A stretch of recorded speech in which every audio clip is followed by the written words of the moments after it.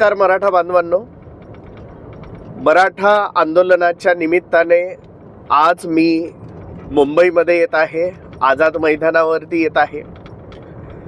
खरं तर आरक्षण हे मराठा समाजासाठी गरजेचंच आहे आणि अर्थात कायद्याला मानणारा, संविधानाला मानणारा हा मराठा समाज आहे।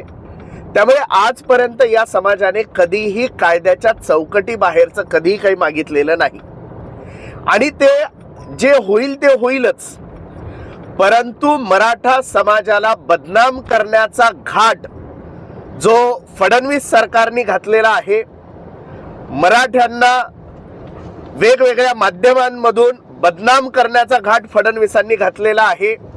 या आधी फडणवीसांनी हे प्रयत्न केले, कधी वारीत साप सोडणार मराठे, तर कधी पोलिसांवरती हल्ला करणारे मराठे, अशा प्रकारची वारंवार मराठा समाजाची बदनामी फडणवीस करत आहेत आणि या गोष्टीला विरोध म्हणून आज मी येत आहे। दुसरी महत्त्वाची गोष्ट, स्वतः तोंड उघडायचं नाही, सरकार म्हणून जबाबदारी घ्यायची नाही, मराठ्यांसोबत चर्चा करायची नाही, स्वतःचा अहंकार मध्ये आणायचा आणि त्याच्या सोबत हे आंदोलन चिरडण्याची परवानगी कोर्टाकडे मागायची, हा नालायकपणा सध्या हे सरकार करत आहे।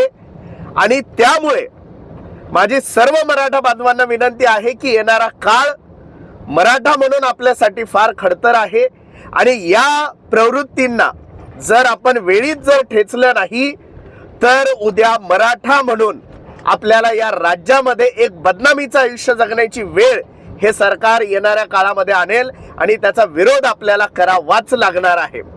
मी तर येत आहेच, परंतु आपण जिथे कुठे असाल तिथे तिथे सरकारला उघडं नागडं करण्याचं काम आपल्याला करावं लागेल, त्याशिवाय हे सरकार मराठ्यांच्या पदरात काही पडू देणार नाही।